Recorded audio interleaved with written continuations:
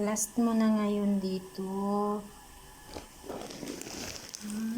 Lalabas na kita ng kwarto ko.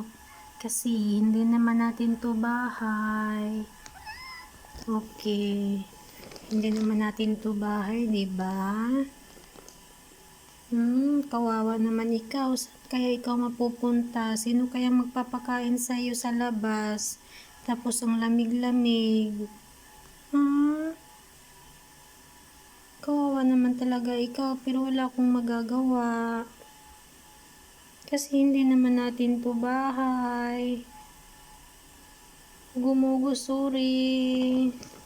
Napapalo ikaw ni mama kasi makulit ikaw, pero love na love ikaw ni mama. Kaya sorry ha, lalabas na talaga kita dito.